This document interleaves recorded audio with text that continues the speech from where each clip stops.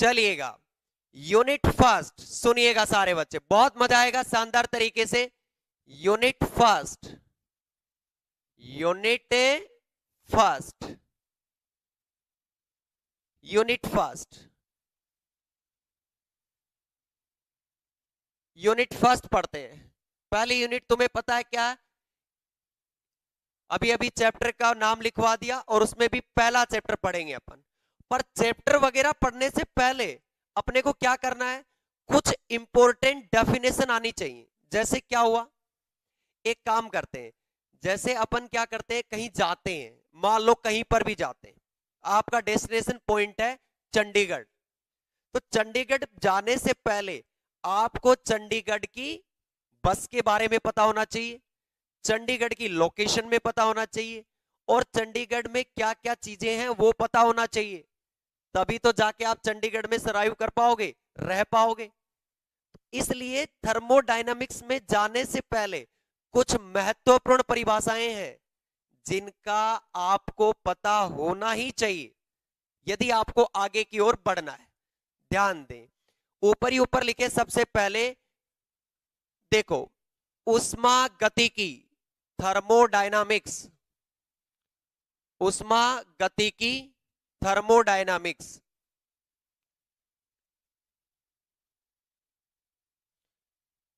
जय नारायण विश्वविद्यालय का भी पढ़ाते हैं, जिस पट्टी पे नीचे चल रहे हैं उनके नंबर पे संपर्क कर लो भैया एक बार, ठीक।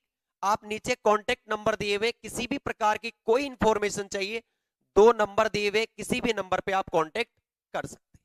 आओ, उष्मा गति की आपके पेपर का नाम है, तो ये उष्मा गति की 2 वर्ड से मिलकर बना है। बहुत अच्छे से समझाएंगे, देखो कोई नहीं लिखेगा अभी, आपको लिखवाते समय आपको पूरा बताएंगे कि यहां से यहां लिखना है। एक वर्ड है उष्मा, ठीक, यानी हीट। एक है गतिकी यानी मोशन।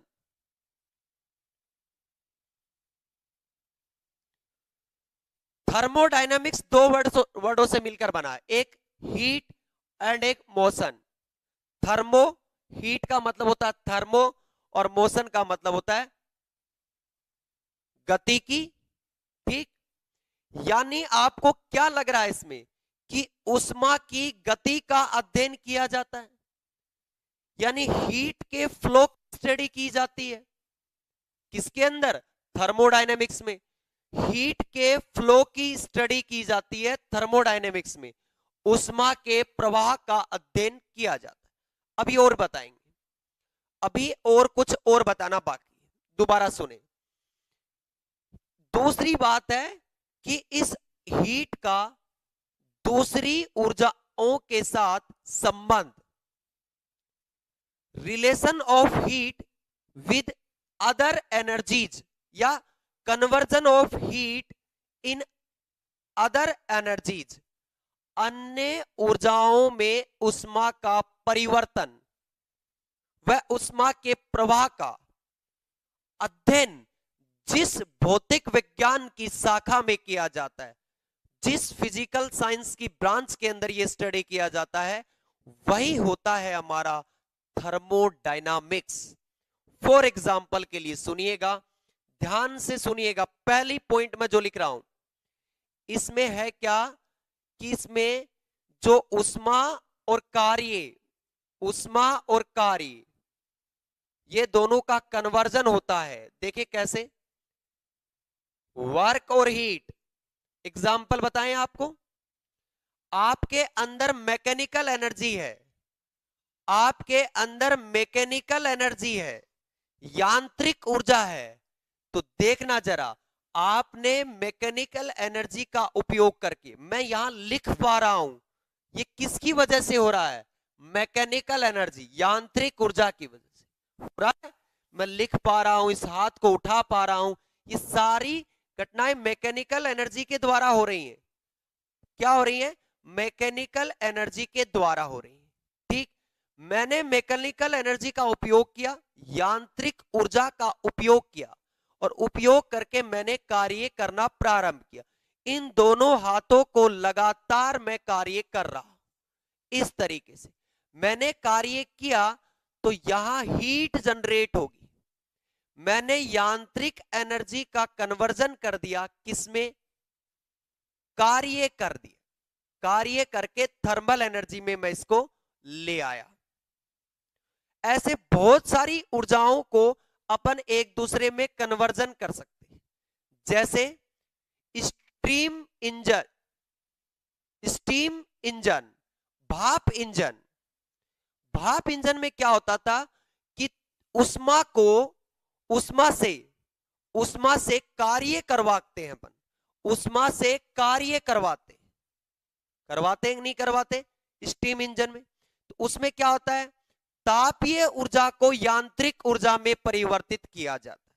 तो देखो क्या, भाप इंजन में तापीय ऊर्जा को यांत्रिक ऊर्जा में, मैंने हाथ की क्रिया से करके मैकेनिकल एनर्जी को यानी यांत्रिक ऊर्जा को किसमें ट्रांसफर किया? अरे मैकेनिकल एनर्जी को किसमें किया? थर्मल एनर्जी, तापीय ऊर्जा। तीसरा एग्जांपल, अपन हीटर लगाते हैं या रोड लगाते हैं तो इलेक्ट्रिकल एनर्जी को, विद्युत ऊर्जा को अपन किसमें कन्वर्ट करते हैं? हीटर और रोड की सहायता से तापीय ऊर्जा में। यानी ये ब्रांच क्या है? उष्मा और उष्मा का दूसरी ऊर्जाओं में परिवर्तन का अध्ययन करता है। यानी थर्मोडायनामिक्स स्टडी करता है कि जो हीट है उसका फ्लो कैसे है। दूसरी बात, हीट का अन्य अदर एनर्जी में कन्वर्जन किस प्रकार किया जाता है। यह थर्मोडायनामिक्स की बेसिक आधारभूत शिला है जिसको अपन ने रखा है। अपन कहेंगे कि आप कहां से हो, तो आप कहोगे झुंझुनू से हूं, मैं सीकर से हूं, चूरू से हूं, दौसा से हूं। आप उनके अंदर के गांव में हो, बट आपका एक बेसिक प्रॉपर्टी जो जाना जाता है वो आप किसी एक पर्टिकुलर स्टेट के नाम से, या फिर इंडिया, या फिर आप डिस्ट्रिक्ट, या फिर आपके गांव से जाने। फिर अंदर से अंदर जाते जाओ, उनके बारे में अध्ययन करने का प्रक्रिया लगातार चलती रही। पर एक बेसिक फ्रंट पेज जो है आपका, वो क्या? आपका डिस्ट्रिक्ट। आप राजस्थान में है तो, यदि राजस्थान से बाहर है तो आपके लिए आपकी फ्रंट लाइन क्या है? आपका स्टेट राजस्थान।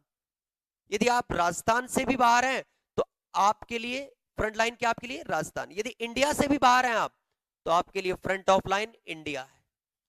तो थर्मोडायनेमिक्स के लिए जो फ्रंट ऑफ लाइन होगी, जो एक छोटी आपके लिए जो आप जानी जाएगी, उस लाइन के बारे में लिखिएगा जरा, फटाफट पहले डेफिनेशन लिखिएगा,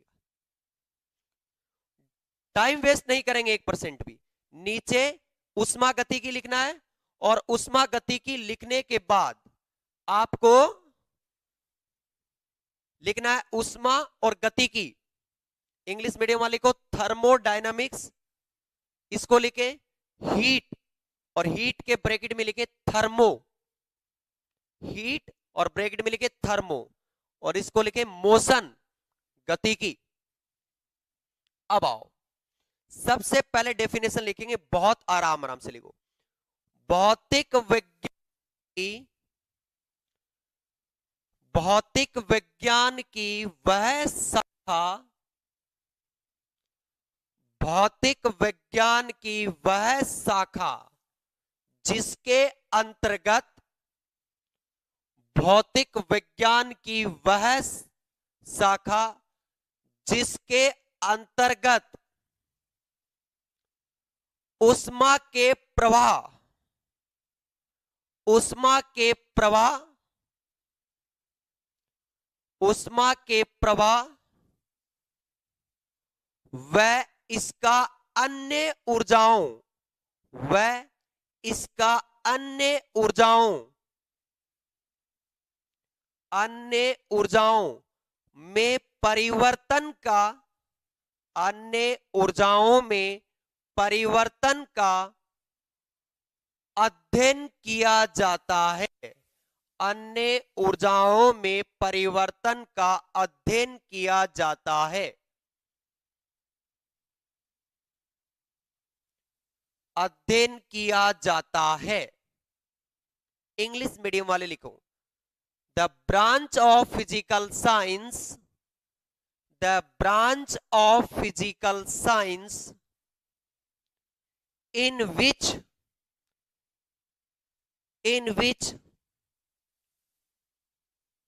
we can study of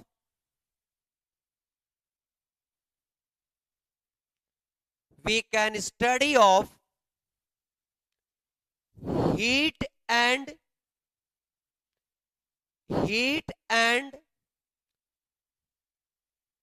its interconversion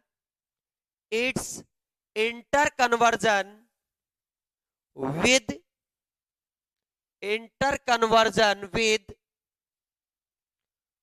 other form of energy, ये है अपनी, मतलब थर्मोडायनेमिक्स में क्या पढ़ेंगे अपन, हीट का फ्लो और हीट का अन्य एनर्जी के साथ परिवर्तन। तो आपसे पूछ ले कि थर्मोडायनेमिक्स में क्या पढ़ते हो, तो सर कहोगे कि आप हीट के जो फ्लो रहा है ना उसके बारे में पढ़ेंगे पहला, फिर क्या पढ़ेंगे कि उसका कन्वर्जन अन्य अदर एनर्जी में किस प्रकार होता है, अन्य जो ऊर्जाएं होती हैं उनमें किस प्रकार इसका परिवर्तन किया जाता है। दूसरी बात, एक बात को सुने, आप जैसे पढ़ते हो zeroth law, first law, second law, ये सारे आपके क्या है सिस्टमेटिक तरीके से आते जाएंगे, आप टेंशन ना लें। जीरोथ लॉ, फर्स्ट लॉ, ये किसी एक पर्टिकुलर व्यक्ति का दिया हुआ नहीं है, पर्टिकुलर व्यक्ति का नहीं दिया हुआ। मान लो तुम्हारे पास आसपास तुम्हारे भाई, तुम्हारे मौसा जी, तुम्हारे पिताजी, तुम्हारे बड़े भैया, दीदी वगैरह सब रहते, और तुम्हें मिलते ही एक ही बात बोलते हैं, भाई ये काम कर लेना बेटा, ये काम कर लेना बेटा, वो काम कर लेना। मतलब सारे व्यक्तियों का कहने का मतलब क्या है, एक ही बात है कि ये काम तेरे को करना है। तो जो थर्मोडायनेमिक्स है इसमें बहुत सारे लोग बातें बोल रहे थे, उन बातों में जो एक कॉमन चीज थी उसी को निकाल के लो बनाए गए। तो थर्मोडायनेमिक्स फर्स्ट लो, सेकंड लो और फिर जीरोथ लो, क्योंकि फर्स्ट और सेकंड लो देने के बाद आपके पास जीरोथ लो आया था, इसलिए इसको 3 नंबर तो दे नहीं पाए, क्योंकि इसको इससे पहले की घटनाओं के बारे में इसका एक्सप्लेनेशन था। तो इसलिए इसको क्या दिया गया कि आज इसको जीरोथ लो दे दो। क्या नाम दे दो, जीरो नियम, शून्य उष्मागतिकी नियम। इनके बारे में अपन पढ़ेंगे, बट पहले क्या है, आपको उष्मागतिकी क्या थी, इसकी डेफिनेशन क्या थी। अब आ जाओ, अब यहां से स्टार्ट होता है आपका पर्टिकुलर टॉपिक।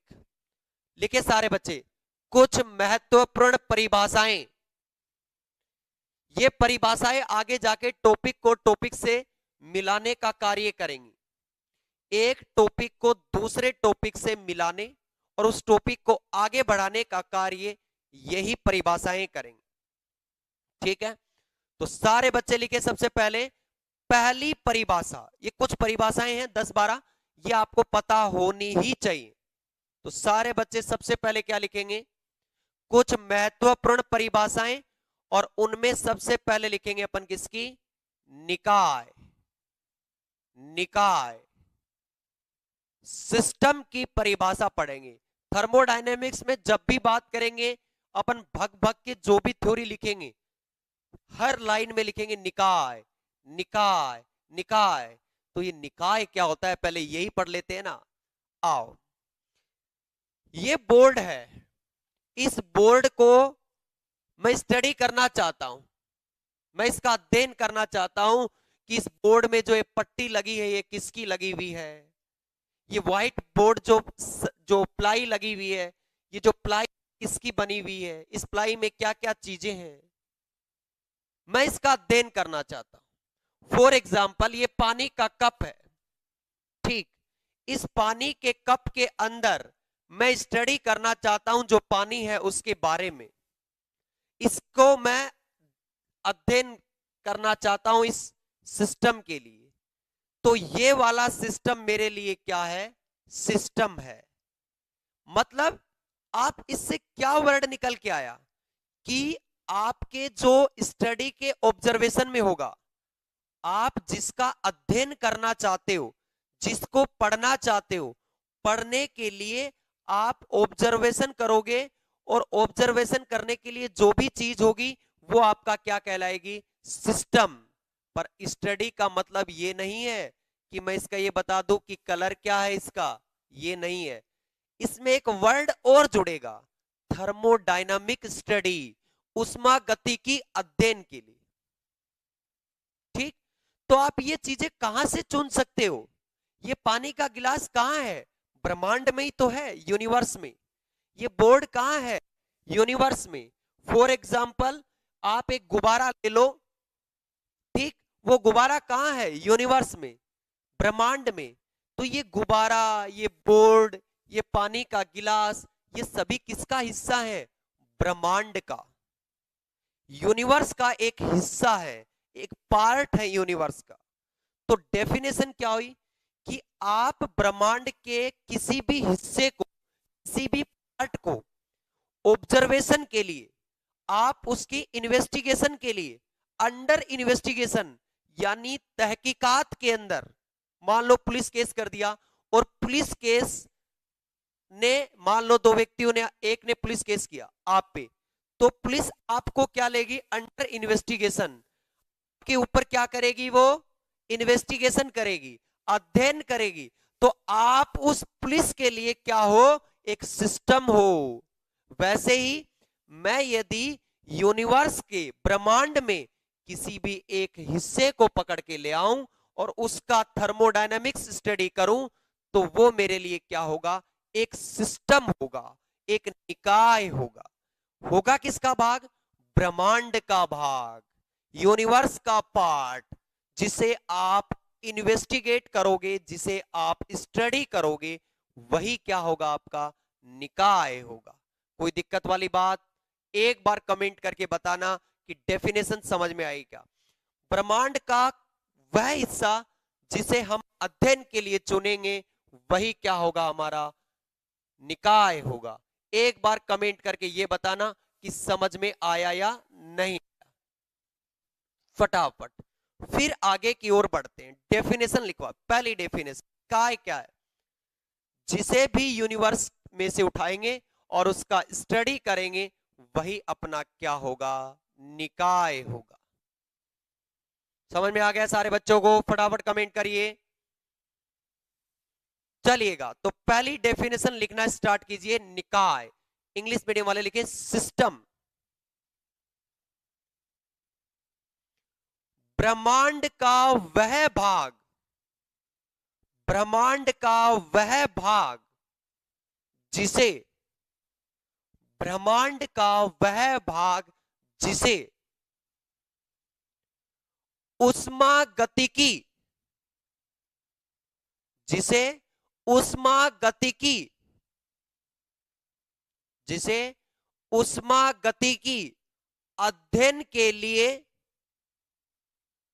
अध्ययन के लिए चुना गया है, जिसे,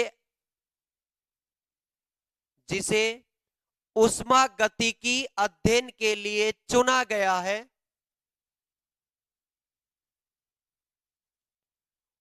ब्रह्मांड का,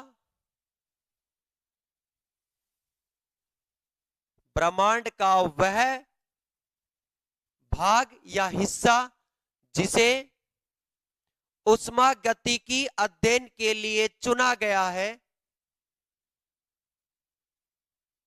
कोमा निकाय कहलाता है, कोमा निकाय कहलाता है, कोमा निकाय कहलाता है। ठीक, इंग्लिश मीडियम वाले लिखो फटाफट, लिखो। The part of universe, the part of universe, the part of universe which is, which is under observation, which is under observation, which is under observation is called, under observation is called is called system, is called system, is called system. एक बार comment check करना, ठीक है, is called system.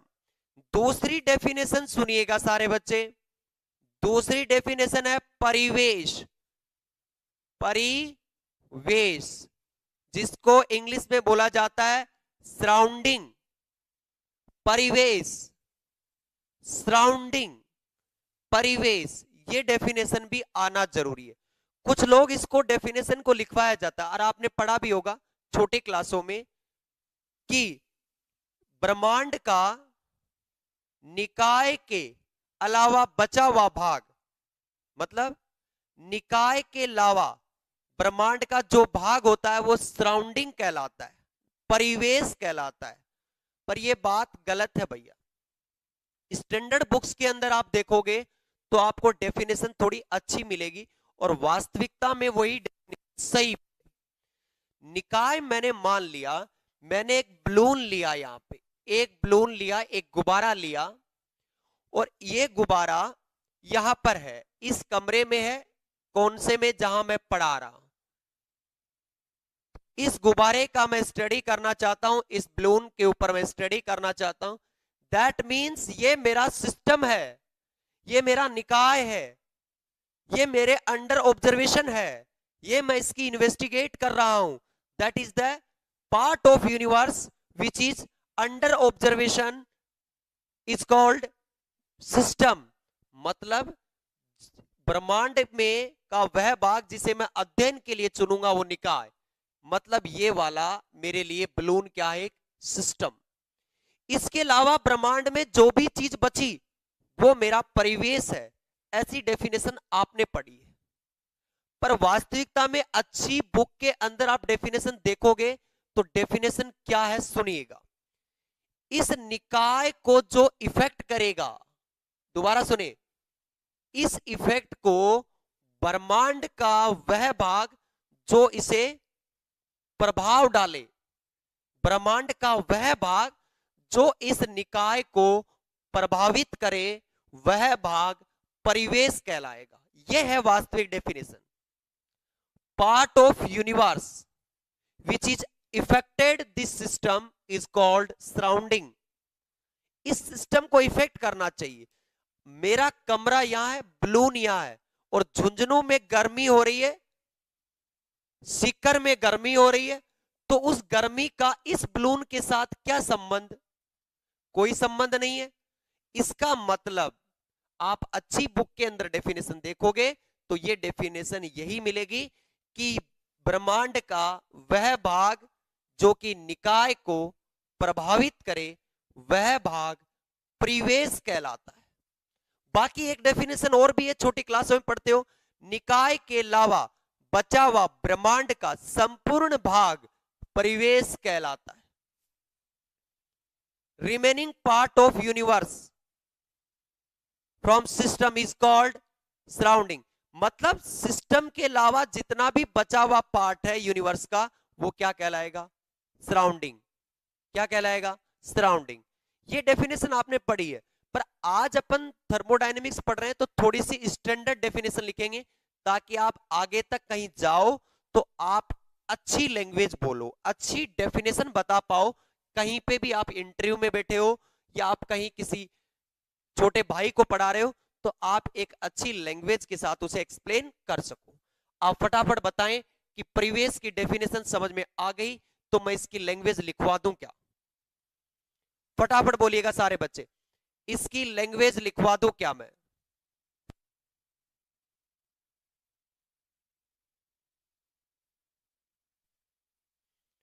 फटाफट बताओ सारे बच्चे एक बार तुरंत प्रभाव से। कह रहे हैं यस सर, यस सर। तुम भी ऐसे सोच रहे हो ये कोविड आने के बाद। ले चल ए जिंदगी मुझे उस जहन में, ले चल जिंदगी मुझे उस जहन में, ले चल ए जिंदगी मुझे उस जहन में। कहा? बचपन के जहन में, जहां ना कोई जरूरी था ना किसी की फिकर थी। तो कोविड के बाद ऐसा ही सिचुएशन महसूस हो रहा है तुम्हें? चलो लिखो भाई सारे बच्चे, परिवेश की डेफिनेशन लिखो फटाफट, सुंदर अक्षरों में लिखो। ब्रह्मांड का वह भाग, ब्रह्मांड का वह भाग जो हमारे निकाय को, ब्रह्मांड का वह भाग जो हमारे निकाय को प्रभावित कर सकता है, प्रभावित कर सकता है, ब्रह्मांड का वह भाग परिवेश कहलाता है। दोबारा सुन लेना आराम से, लिखो लिखो फटाफट, फटाफट लिखो।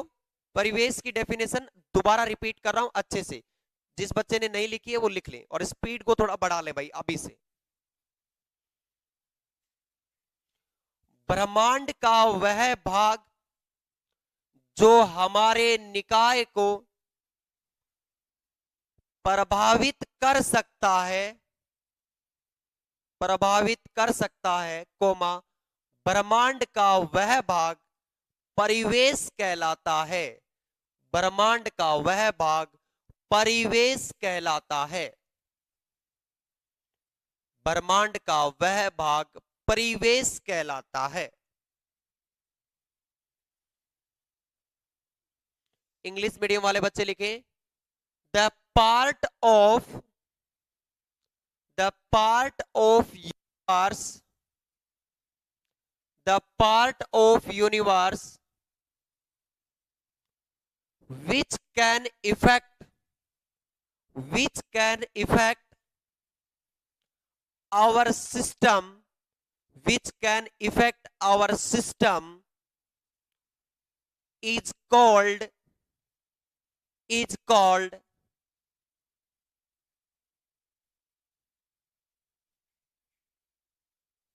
is called surrounding, is called surrounding। Clear है?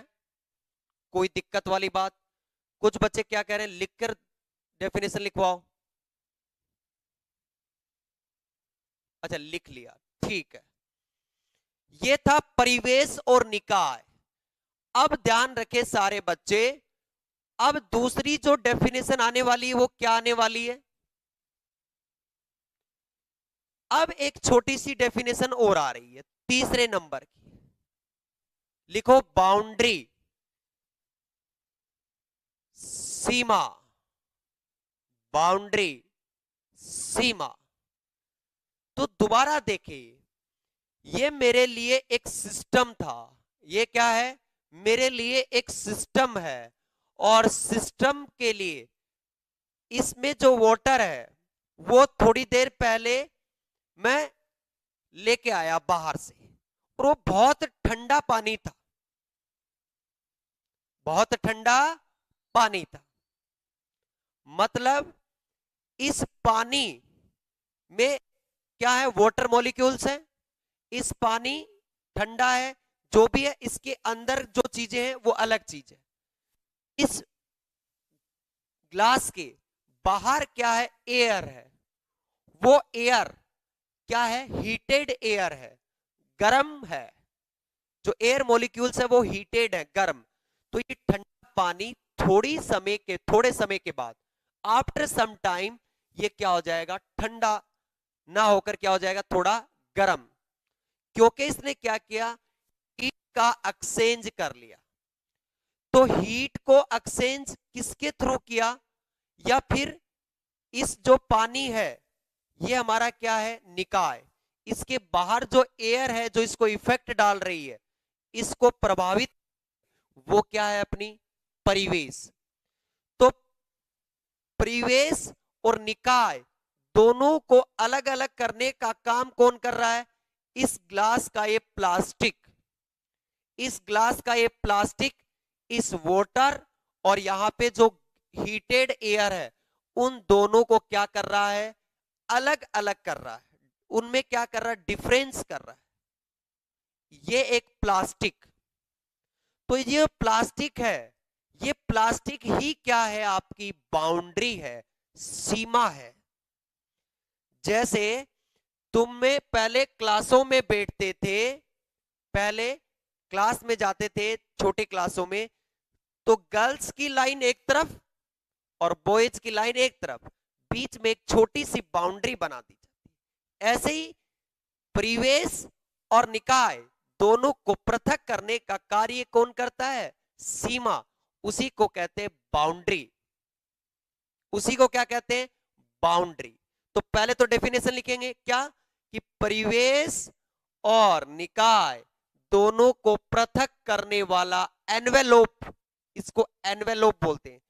ठीक, मान लो किसी चीज को एक स्थान से दूसरे स्थान में पहुंचाना तो उसको एनवेलोप बोला जाता है। जैसे आप शादी ब्याह में एक वो एनवेलप दे के आते हैं जिसमें 10 रुपए, 20 रुपए, 21 रुपए अपनी श्रद्धा अनुसार दिया जाता है, तो वो एनवेलोप है, वो किसी चीज को यहां भेज रहे हैं, तो इसको अपन एनवेलोप बोलेंगे सीमा को। तो परिवेश और निकाय को पृथक करने वाला एनवेलोप क्या कहलाएगा? आपका सीमा, बाउंड्री।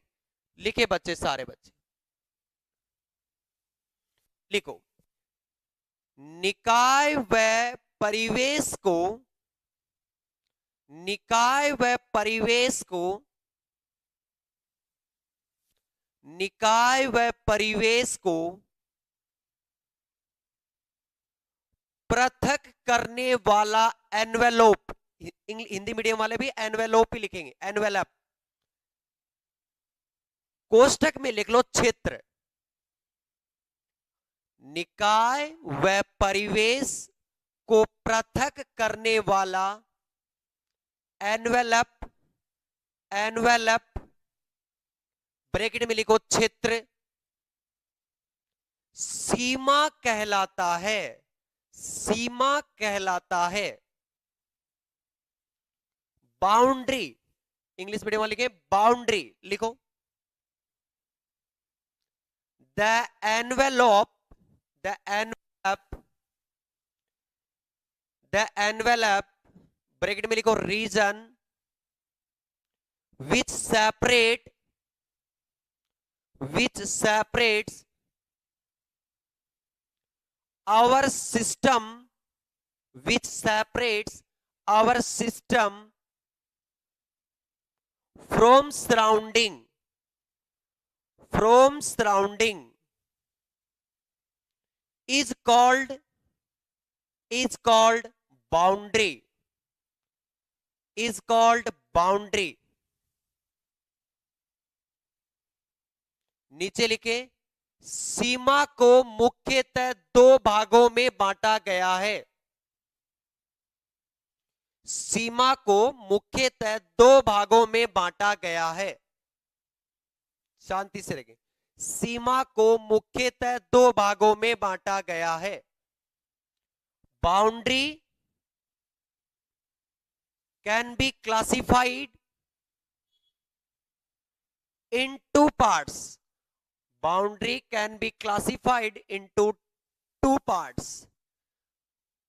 ये जो सीमा है ना, इसको दो भागों में बांटेंगे। किसके आधार पर? देखो, ये वाटर ग्लास है, ये पानी ठंडा है, ठीक, या पानी गर्म है, जो भी है। फॉर एग्जाम्पल पानी गर्म है, ठंडा है, जो भी है, मैं मान लेता हूं पानी इसमें बहुत ज्यादा गर्म है, ठीक, और इसके जो सराउंडिंग एरिया वो कूल है, ठंडा है। मैं इसको 10 मिनट बाद देखूं और इसको ओपन करके देखूं तो ये पानी क्या हो गया? ठंडा हो गया। इसका मतलब इसने हीट एक्सचेंज की है कि नहीं की? इसने उष्मा का आदान प्रदान किया कि नहीं किया? किसके साथ? इस निकाय ने परिवेश के साथ उष्मा का आदान प्रदान किया है, इसने हीट का एक्सचेंज किया है। निकाय ने सराउंडिंग के साथ हीट एक्सचेंज की है, तो वो किसके थ्रू करेगा? मान लो एक थर्मस है, ये पूरा बंद एक थर्मस है, पूरा बंद थर्मस है, ऊपर से क्लोज्ड है, तो इस प्लास्टिक की सहायता से ही तो इसने हीट का एक्सचेंज किया है। कोई कमेंट हो तो बताना। हीट का एक्सचेंज किया है, उष्मा का आदान प्रदान किया है इसने, ठीक। ठीक है, क्लास क्या टाइम हो गया? ठीक है, 9:30 क्लास है, वो कोई दिक्कत नहीं है, आप टेंशन ना लें। तो जो ये हीट है, ये इधर से इधर आई, मतलब ये इस बाउंड्री के थ्रू आई है। ये बाउंड्री ने क्या किया है, अंदर वाली हीट को बाहर आने के लिए अलाउ किया है, बाहर वाली हीट को अंदर जाने के लिए अलाउ किया है। तो ऐसी सीमा को बोलते हैं डाईथर्मिक बाउंड्री। ठीक, एक ऐसी बाउंड्री हो, जैसे आपने सुना होगा, देखो आइडियल तो नहीं होती पर बताते हैं कुछ समय के लिए। आप गांव में खेतों में चाय लेके जाते थे, पहले गए हो तो एक थर्मस में चाय लेके जाते थे, और उस थर्मस में रखी चाय करीबन 2 घंटे तो गर्म रहती ही थी। इसका मतलब वो थर्मस की जो बाउंड्री बनाई जाती है, वो किससे बनाई जाती है? एडियाबैटिक तरीके से। दूसरी बाउंड्री का नाम है रुदोसम सीमा, एडियाबैटिक बाउंड्री। इसके बारे में अपन कल लिखवाएंगे, अच्छे से, बहुत अच्छी तरीके से लिखवाएंगे। ध्यान रहे सारे बच्चों को, पूरा का पूरा टाइम पे आपका सिलेबस करवा दिया जाएगा। हाँ जी, कुछ बच्चे जो नए थे या बच्चों को शिफ्ट करना था नए फोल्डर के अंदर, वो आज से प्रोग्राम अपना स्टार्ट करवा दें। 11 बजे के बाद आप अपनी क्लास को, जिनकी फीस टोटल जमा है, उनको भी धीरे धीरे करके आप थर्मोडायनेमिक्स वाले सेक्शन में ऐड हो जाइए। जिनकी फीस जमा है वो वापस एक बार करें, सर मेरी फीस जमा है, मुझे थर्मोडायनेमिक्स में डाल दीजिए। ठीक, जो बच्चे नए हैं वो डेमो लेना चाहते हैं, कुछ दिन डेमो लीजिए आप। डेमो लेने के बाद यदि आप सेटिस्फाई हो जाएं, सारे टीचर अच्छा पढ़ाते हैं, जिस टीचर की आपके साथ फ्रीक्वेंसी मैच हो जाए उसी का आप कोर्स परचेज कर लीजिए। क्लियर है? सारे यूनिवर्स के टीचर बढ़िया से बढ़िया काम करने का कार्य करते हैं। ठीक, मैं किसी पर्टिकुलर टीचर के लिए कुछ भी नहीं कह रहा, वो सब अपना काम अच्छी तरीके से करते हैं। ठीक, तो आज, हाँ मैं कह रहा हूं तुम्हें सही समय पर, उचित समय पर तुम्हारा सिलेबस मैं कंप्लीट करवा दूंगा। कल मिलते हैं 8:10 पे। आज के लिए राम राम सा, मिलते हैं एक ब्रेक के बाद, अर्ली मॉर्निंग सुबह 8:10। जय हिंद, जय जय जय राम।